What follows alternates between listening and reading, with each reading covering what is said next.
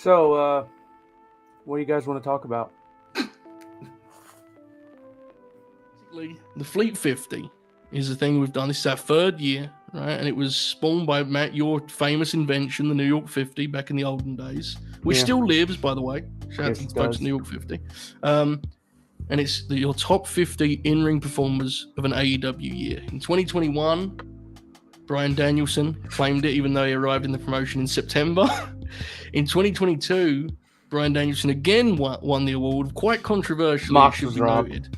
Yeah, and famously, Mox was left off a ballot, and Bryan was not, and that was the deciding factor. I want to note that I think last year we had maybe 50 ballots. This year we had 64 ballots, which produced 163 different wrestlers. God bless. But first, a couple quirky notes, because this first one baffled me. It took 154 wrestlers until Lance Archer appeared on a Fleet 50 ballot. Wow. Bottom slot of our 163 wrestlers, it was tied with 1 point each, was Karen Jarrett and Alex Reynolds. So both appeared at 50. Karen, of course, had one match, right? She had the Aubrey Edwards Classic. Alex Reynolds had quite a few more than that, but that's where he ended up, folks. So you get what you get, I suppose. Okay. We got 12 cage match top 50 people that did not make our top 50. Oh, here we go. Go for it. At 50 in the cage match rating, Malachi Black, 19 matches, 15 rated, 6.97 top 10. At 49 in the cage match ratings, Dante Martin, 25 matches, 16 rated, 7.03 top 10 average. When did he get hurt? I thought he was hurt the whole year. Was he not? Obviously not. Supercard?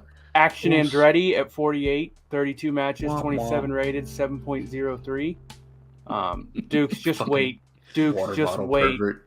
Wait till you get to He's so annoying. Dukes, just wait, brother. Sorry. Number 47, Jay Lethal. 32 matches, 26 rated, 7.05. The 44, AR Fox. I had him in my top 50. I thought he deserved better. He was in my top 50. 43, Darius Martin. 34 matches, 26 rated, 7.17 top 10. I had him at 46. 41, a forgotten man, Bandito. Worked 10 matches in AEW, all rated, 7.21 average. I had him 40th. 39, another forgotten man, but also probably benefits from his partners. 28 matches, 22 rated. That's Chuck Taylor, 7.23 top 10. Now we got three guys here who were left off probably for other reasons. Number 37, Jack Perry, 18 matches, 17 rated, 7.28 top 10. I would say I don't actually think that's the ridiculous beef part so much as I think that's a little bit of the Eddie inverse you were talking about of because he didn't wrestle past 8. And also, let's be real, all of the good stuff is before the heel turn, really, isn't it? So that's, I think, part of it too. So, yeah. I had him 42nd. This one I know for a fact. This is also wild variance. Chris Jericho at 32. 27 matches, 25 rated. Top 10 is 7.49, but his overall is only 6.35. I did have him 36th. At 30 is Sammy Guevara. 28 matches, 23 rated, a top 10 of 7.52, a rating of 6.69. I am very spiteful, so I did not have him on my ballot. And bro, you followed having Lethal and Jericho on the ballot with I'm spiteful, so no Sammy Guevara. This is my favorite thing of all, and Joe kind of knows it, but I'm sure he's forgotten. The highest rated professional AEW professional wrestler in the cage match top 50 did not make the Fleet 50. He wrestled 26 matches in AEW in 2023, all of which were rated. He had a top 10 average of 7.73 and an overall rating of 6.77, and that is Commander. Yeah, who came in 59th in the Fleet 50. Yeah. And I'm becoming increasingly convinced in his last few outings that he is better than we have given him credit for. Yeah, it's analytics night, folks. It is Duke's favorite. At 55, we have a grappler who's had a pretty eventful start of 2024. We have Hook in at 55. So he didn't really have a particularly strong 23s. That didn't surprise me. He missed out. At 54, we had someone that I did have on my ballot. The Machine, Brian Cage. I thought it was a little harsh, to be honest. I think he's actually been pretty damn good. At 53, Emi Sakura, who usage is her biggest enemy. Someone who doesn't have to worry about her usage and is on quite a lot is Sky Blue, who came in at 52. And at 51, missing out on the Fleet 50 by a single point is New Japan Pro Wrestling's Zack Sabre Jr. Wow. Yeah. Let's get to the Fleet 50. In at 50, as I said, beating out Zack Sabre Jr. by just a single point. He actually took 10 ballots to even appear in the Fleet 50. He was unranked on 33 of our 64 ballots. He appeared at 50 twice on those he was on, and at a highest score, a ranking of 18th, one half of Aussie Open, if you will, Kyle Fletcher. There's an inside joke there for 4 people, but Kyle Fletcher came in at 50. Wow. At 49, unranked on 26 ballots, appeared as low as 48th on those he was on, and as high as 26th, one half of the acclaimed Anthony Bowens. Which, an interesting year for the acclaimed, I think it's fair to say. I just mentioned 48.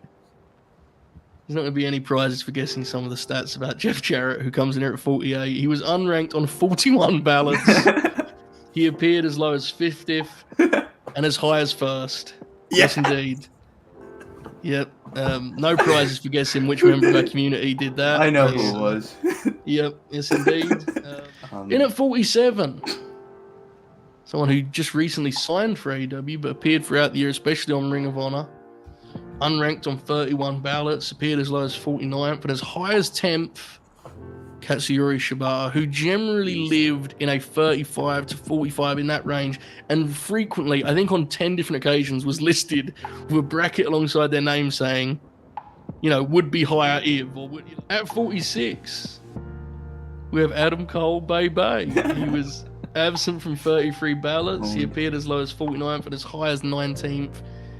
I know the bit is I don't like Adam Cole, but I must say, there was very little for Adam Cole in 2023. He had like mostly, yeah, and mostly because he was out for most of it. It's not his fault, right? Anyway, in at 45, he fucking sucks. In better news, be nice to Adam Cole. In better news, sure, we have TBS champion at 45. Jules is Julia Hart. She was missed from 28 ballots, appeared as low as 49th. And as high as 8th, Jules had a hell of a year. I was super thrilled to see her development.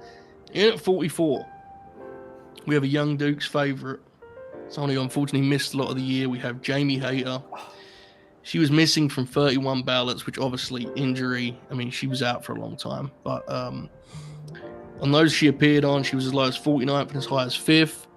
Beast. Jamie's fucking awesome. At 43, we have one half of the AEW World's Tag Team Champions. We have Big Bill, who had a hell of a year. In 2022, he won funniest free agent signing in the Golden Grinnies, and then the following year he won I don't know what he won. I can't remember. It's the Golden Grinnies. It was a month ago. Who gives a fuck? But anyway, this is a key shift here because most of these wrestlers have either been missing from 20, 30 ballots. Big Bill only missing from 17 ballots, which is a pretty sizable leap here at 43. He appeared as low as 49th on 2 occasions and as high as 12th. Big Bill, I mean, transformative year. We move now to 42, another big man in AEW. We have Powerhouse Hobbs. Now, this one was interesting. Hobbs ended up missing on 23 ballots, but he appeared on all but one of the first 15, which again is just a weird way these things trend. He appeared as low as 50th, which was actually my ballot because I can't pretend I remembered a lot from Powerhouse Hobbs 2023, and he's as high as 4th. Wow. On one ballot. So, 41. We have another fellow who is not an official AEW wrestler, but certainly appeared an awful lot. We have Vikingo. I think him being unsigned is part of why he didn't appear on 28 ballots, because I know a lot of people, and this gets mentioned every year after we do this, a lot of people, when they sit down to do this, will pull up the roster page. Yes. Yeah. And so inevitably, that's where guys like this are hurt. He appeared as low as 49th, as high as 8th. He had 3 top 20 ballots. That was just the one top 10 ballot he had. Sorry, my apologies. He appeared as high as 11th. I was reading the wrong one. We'll get to him in a second. As high as 11th, one of 5 ballots in the top 20. So he had no top 10 ballots. My apologies. But we now get to 40, which was the wrestler who I inadvertently read some stats from a moment ago. A part of our thumbnail tonight, we have Wheeler Yuta in at 40. He was missing from 23 ballots, which I did think was like kind of striking. As low as 49th, as high as 8th. He had 3 top 20 ballots. To 39, someone who I always think makes the most of his time on TV. We have Trent Beretta, missing from 20 ballots, which again felt a little harsh, I must say. Appeared as low as 48th and as high as 10th, which was one of 3 top 20 ballots that he had. He appeared in the 20s for me.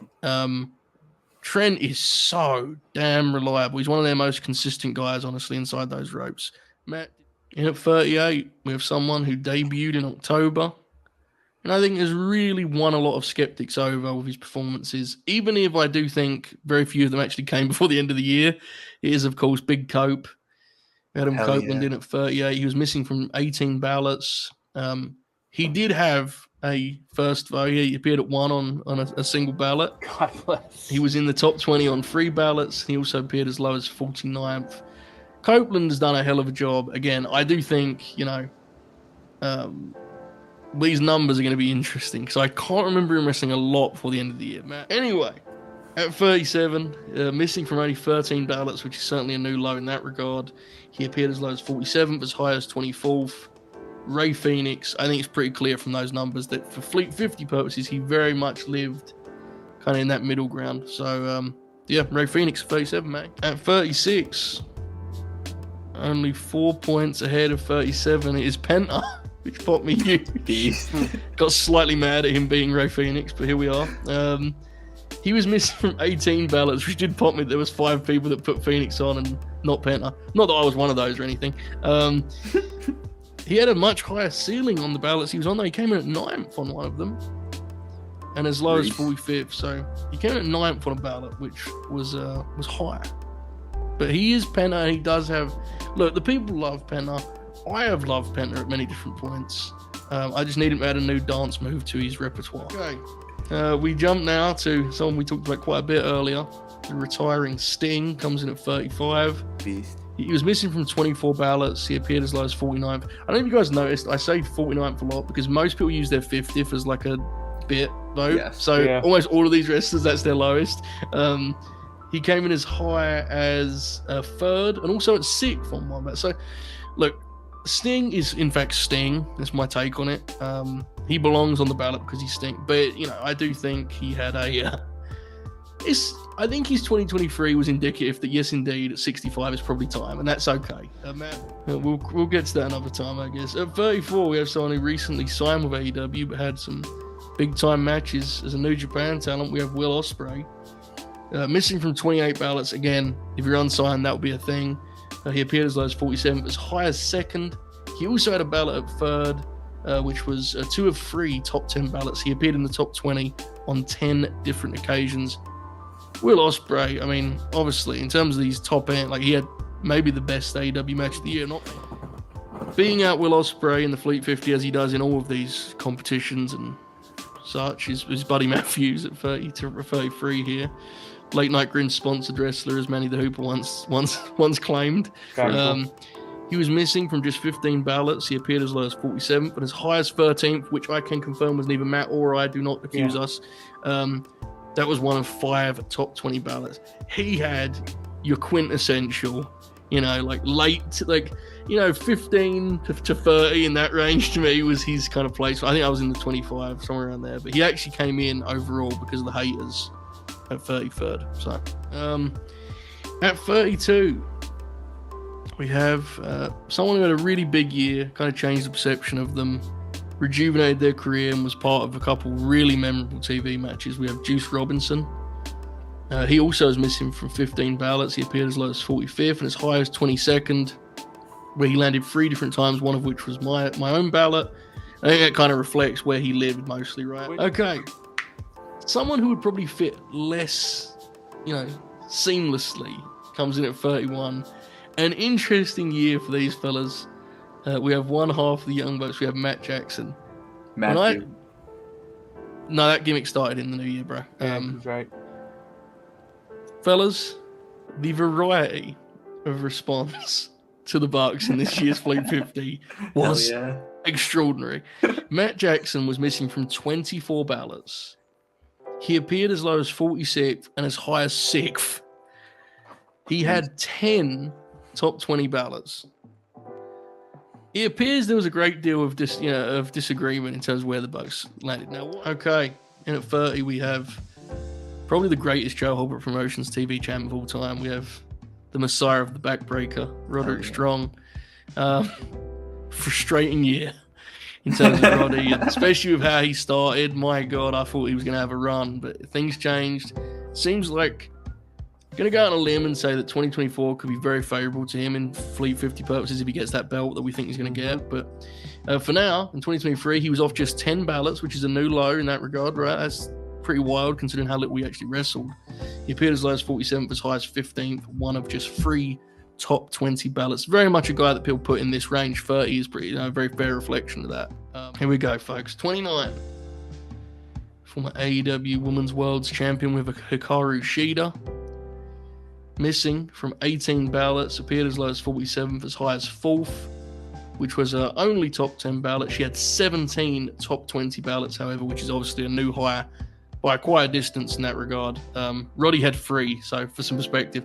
Again, there was some variance, and I was part of that variance because I did not have Shida very high. I did not love her work in 2023, regrettably, because I like Shida, Joe. I had her in like the 35 to 40 range, I think. Like, I like the idea of Shida more than her work as of late. It's been frustrating me, you know. I thought her 2023 was very spotty, but I don't know. Here she is at 29, Matt. At 28, we have the current AEW Women's World's Champion. We have Toni Storm, missing from just 10 ballots. Appeared as low as 49th and as high as 5th. She had 3 top 10 ballots and 10 top 20 ballots. Look, the character isn't going to be for everyone, but if you're into it, that thing, I mean, she does it to perfection. So if you like it conceptually, you're having a blast. It's probably your favorite thing in the promotion, it would be real. She is so fucking funny. I'm not even into like super gimmicky wrestlers, but she's so funny. Like, yeah, she had a big year in ways that are not Fleet 50 kind of. Mm-hmm. They don't translate to Fleet 50. All right, it's time for some controversy. Here we go. At 27, we have the victim of the Ring of Honor debate and discourse, as we have poor Athena. Now, I want to apologize to my close personal friend Athena right away, because I don't know if I made the right choice in the way I framed the Ring of Honor stuff. I still don't know what the right choice is. We'll get into that more in a moment. Athena was missing from 31 ballots because I did not do a particularly... I suggested we should not count Ring of Honor as part of AEW, but to most people that's fucking insane, and I think they're probably right. So, on the ballots she was on, she appeared as low as 46th on one of them, but she was as high as 2nd on 2 different occasions. She had 18 top 10 ballots and 21 top 20 ballots. So, 26... the other half of the aforementioned Young Bucks, Nick Jackson comes in. Nicholas. He was off 17 ballots, which is 7 less than Matt Jackson, which is fucking hilarious. He appeared as low as 45th, as high as 5th. That was his only top 10 ballot, but he had 17 top 20 ballots. At 25, we have Athena's chief rival. I think it's fair to say the trilogy. We have Willow Nightingale. That was Athena's good match in AEW, right? It was the Willow Owen Hart match. Willow was only missing from 8 ballots. She appeared as low as 45th and as high as 8th, which was one of 5 top 10 ballots. Shout out to Willow Nightingale. 5 top 10 ballots, 13 top 20 ballots. Let's be clear, there was a down period there where Creative almost gave her no chance to have good matches, but you can only limit a Willow Nightingale so much. She's infectious. People love her, so. At 24, one of my personal favourites. No one is slightly complicated because he left the day before ballots would be accepted. We have Andrade Idolo. He missed from 15 ballots, and I think some of them must have been like he left, right? It's kind of a weird timing. And also another one too where he was only there for 5 months. For sure. On the ballots he was on, he appeared as low as 44th and as high as 11th. He had 23 top 20 ballots, so 23 were in that 10 to 20 range, which is where I had him. I think I had him like 19, 20.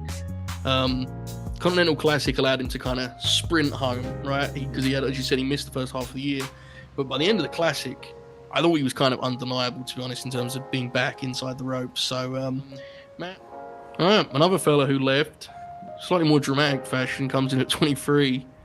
I found these numbers to be stunning, to be honest. What are you talking about? I was fascinated whether he'd be on here, honestly. Okay. I thought there was a real chance he wouldn't even make it. So did I. At 23, we have CM Punk, and this to me is stunning. 64 ballots. He was only missing from 10 ballots. I found that yeah, I thought that to would be higher. Stunning. Good he was as low as 50th and as high as 2nd. He had 3 top 10 ballots and 24 top 20 ballots. Now look, I love CM Punk. I have found it hard to compute that, to be totally honest. Again, he's certainly been interesting. I've loved watching him, especially this last couple of years. So anyway, someone who's got a lot of years ahead of him. Bright future for sure. At 22, Jesus wept, it is 5 a.m. I have Konosuke Takeshita. Missing from only 5 ballots. As low as 49th, as high as 6th. He had 5 top 10 ballots and 26 top 20 ballots. Most seem to, kind of agree on Takeshita. That's pretty, it says a lot. Creative was his biggest issue, I think it's fair to say. But 21, we have, I think, one of the most consistent workers in the whole promotion. Cage match be damned. We have Chris Statlander. She was missing from only 2 ballots. She returned in May, which tells you how good I think she was as a TV wrestler. She appeared as low as 39th and as high as 2nd. She had 5 top 10 ballots and 24 top 20 ballots. She was in my top 20.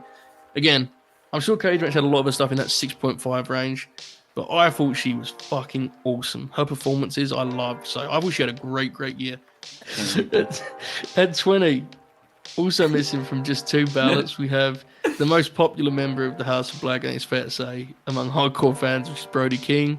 Another guy who benefited from the Continental Classic, gave him a chance to actually have some productive work as a singles. On the ballots he was on, he appeared as low as 46th and as high as 13th. On 2 occasions, he had 26 top 20 ballots. I wouldn't imagine there was a great depth to his catalogue, but the Continental Classic allowed him to kind of sprint home as Andrade did, man. At 19, Absolute Ricky Starks, also missing from just 2 ballots, was as low as 44th and as high as 9th, which is one of 5 top 10 ballots. I was one of those. I think I had him at 9th or 10th. I was way high on Ricky. Almost certainly unfairly so, but I don't care. It's wrestling. And he had 29 top 20 ballots. Ricky Starks did not have an incredible in-ring year. I definitely overrated him. But there was a while there, especially when AEW kind of sucked in the fall, where he was on the only things I enjoyed tuning in to watch when he was doing it. At 18, we have another fellow who I think benefited from the Continental Classic. We have Mark Briscoe. Not obviously missed some time and so on, but he was only missing from 3 ballots. He appeared as low as 50th and as high as 8th. He had 3 top 10 ballots and 33 top 20 ballots. So very much living that 10-20 kind of range there. That's why I had him. Speaking of vibes, that was my transition previously. I'm not changing it. We have a polarizing wrestler at 17 here. Oh no. Missing from 10 ballots. Quite the leap in that regard. As low as 47th, as high as 3rd. He had 17 top 10 ballots and 31 top 20 ballots. We have the former AEW World Champion. We have Maxwell Jacob Friedman. Now, look, it says a lot about how Max closed the year that he missed from 10 ballots, because as Matt, I think, is about to reveal here, inside the ropes, if Adam Cole fared pretty well on Cage Match, MJF must have been like 89 Flair, bro. Like, how did he... All right. At 16, we have Manny the Hooper's favorite wrestler. We have Roosh. Missing from just 2 ballots, appeared only as low as 38th and as high as 2nd. He had 5 top 10 ballots, 29 top 20 ballots. Continental Classic.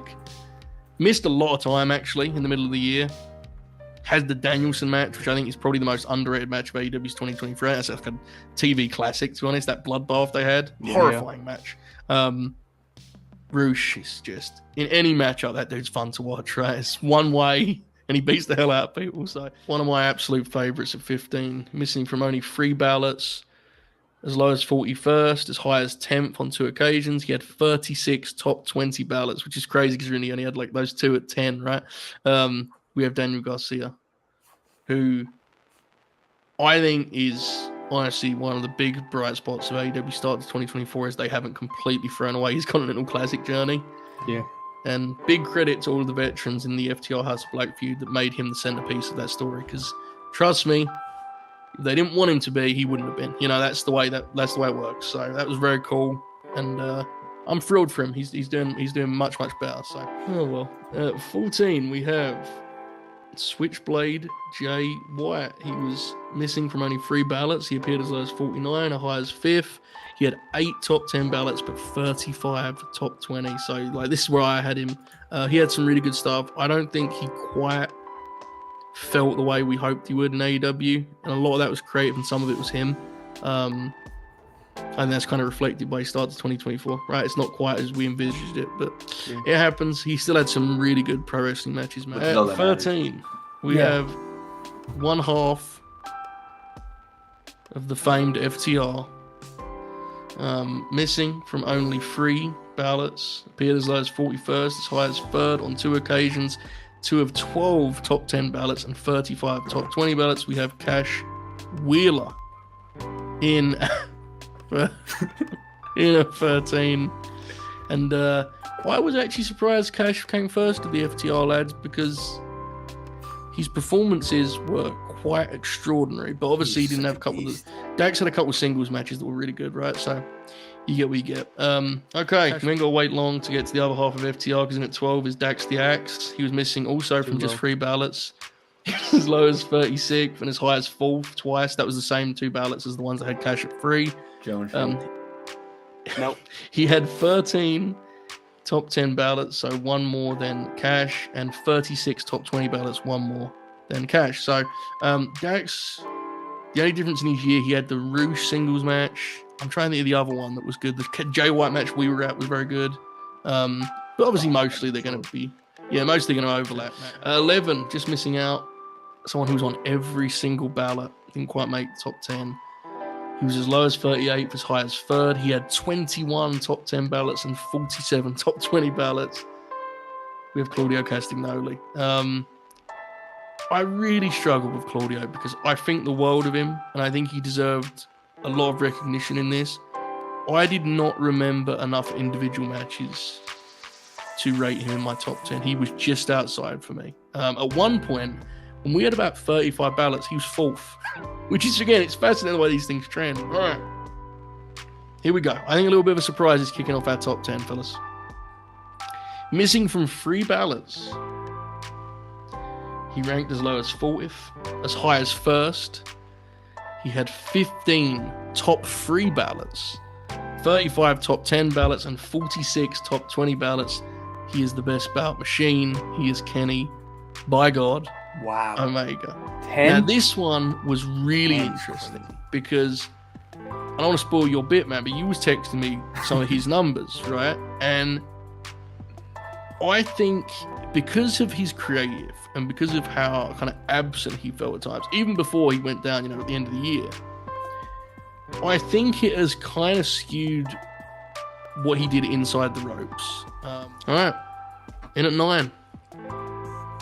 Appeared on every single ballot. Not many people have been able to say that, right? It's been quite the night in that regard. He appeared as low as 41st, as high as 1st.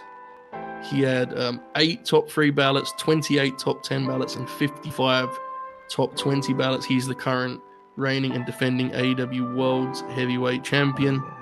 He is Samoa Joe. I want to be clear that I did not give him number 1. I think I had him at 4.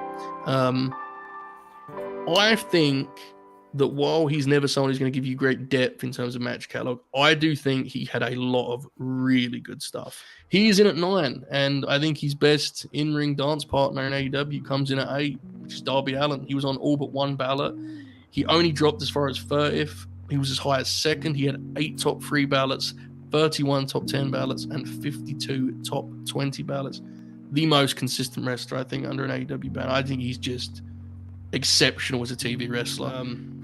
At 7, someone I think maybe a little bit hard done by, honestly. He's on all but one ballot. He appeared as low as 44th, as high as first on 3 different occasions. He had 10 top 3 ballots. I apologize. 40 top 10. My goodness, I can't read. 10 top 3 ballots. I think I said that, right? He had 40 top 10 ballots and 56 top 20 ballots. He is the current international champion. He is Orange Cassidy. 40 top 10 ballots, by the way, which is up. Darby had 31 and Joe had 28. So that's kind of crazy in itself. Yeah. But he did not. There was a big difference between that and the top 3. So that's where he kind of landed here. The end of the year, I think, killed him, to be honest. I think people just kind of had enough of the international title thing. That was the killer. I think if you do this in September, October, I think you might win it, to be honest with you. Yeah. So, 6 spots left, and I'm fascinated by the order, besides the one that we know for sure. Yeah. All right, here we go. This gentleman was on all but one ballot. He appeared as low as 47th, as high as first on 2 different occasions. He had 8 top 3 ballots. He had 46 top 10 ballots, which is wild, and 54 top 20 ballots. He is the TNT champion. Yeah, baby. He is Christian Gage. Now, here's what I'll say, and Matt, maybe the cage match is about to dunk on me for this, but here's what I'll say. See, Duke, see how hard it is? There you go. It is, because it's like inverted, Yeah, you adjusted much quicker than I did. While his character work dominated the conversation, I do think Christian's best in-ring work was superb. I think he was like an extreme example of what Joe had this last year. At 5, maybe the guy who kind of climbed the highest, I think, in terms of star power and perception. He was on all but one ballot. He appeared as low as 20th and as high as first. He had 5 top 3 ballots, interestingly, compared to 43 top 10 ballots, wow. which is wild. Yeah. And 59 top 20 ballots.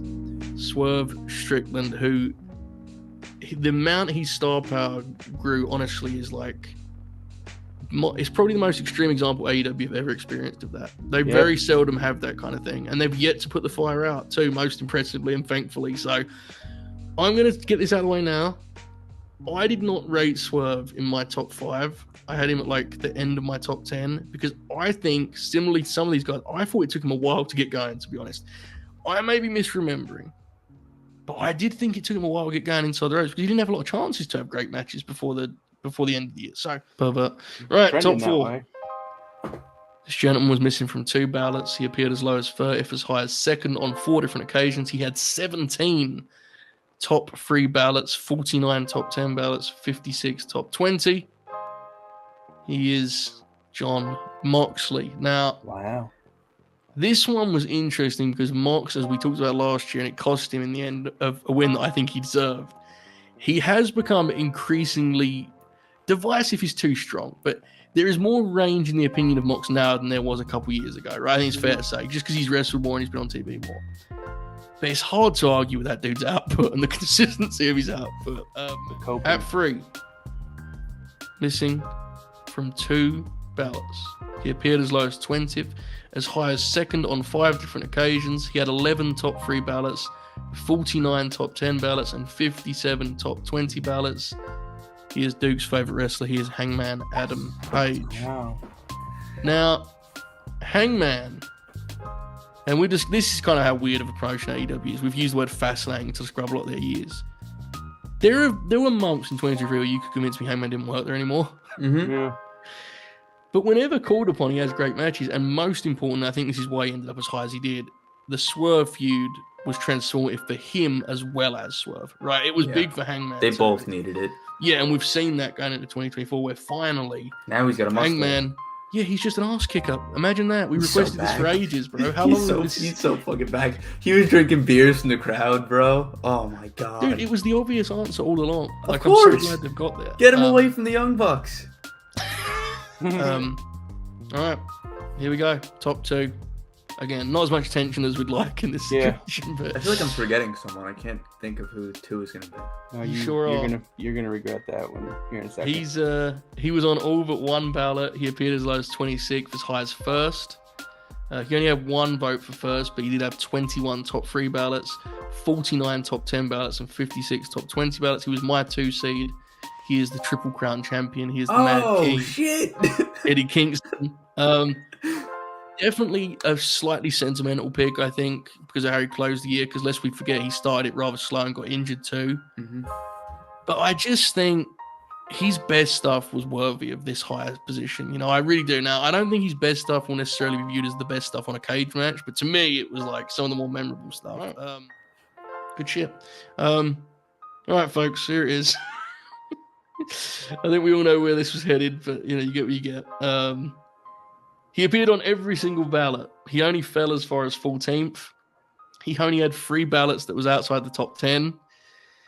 He appeared at first on 43 ballots. He was in the top 3 on 51 occasions. He was in the top 10 on 58 occasions, and was in the top 20, obviously, for all 64. He is the American Dragon, Bryan Danielson. And I thought, without having cage match, and I was in front of me, I thought he won this by a like almost embarrassing margin, considering that he missed 6 months. Yeah. He deserves Again, he did have the 3 ballots outside the top 10, but out of 64, considering how much range there was to everyone else, you know, he had 48 first place votes. So yeah, Bryan Danielson. There it is. As the final thing we cover tonight, would you guys like to know who the 5 worst wrestlers are? Yes. I would, and I would like, before we go any further, I'd like to say that a lot of this, I'm sure, is not the talent in question's fault. Proceed, May. At 90th, with 18 matches, 10 of which were rated, and a 5.73 top 10, is Ari Daivari. At number 91 is Billy Gunn. 27 matches, 22 rated, a top 10 of 5.59, and an overall rating of 4.96. That's fucking crazy. He's gotta go. He's gotta go. At number 92 is friend of the program, Anna Jay, who had 23 matches, 15 of which were rated, a top 10 of 5.55, and an overall of 5.14. God bless her. God loves a trier. At 93 is Taya Valkyrie. At 5.43 top 10, that's an 11 rated matches, 21 overall, 5.16 total rating. And 94th and last, 20 matches, 11 rated, 5.42 top 10, 5.33 overall, is Jake Hager. Blue chipper. He's one to watch, though. That's a good prospect. Yeah, I agree. He's going to figure it out pretty soon, I think. Teams, you know? Holy fuck, dude. AEW has some very funny wrestlers on their roster. Oh, yeah.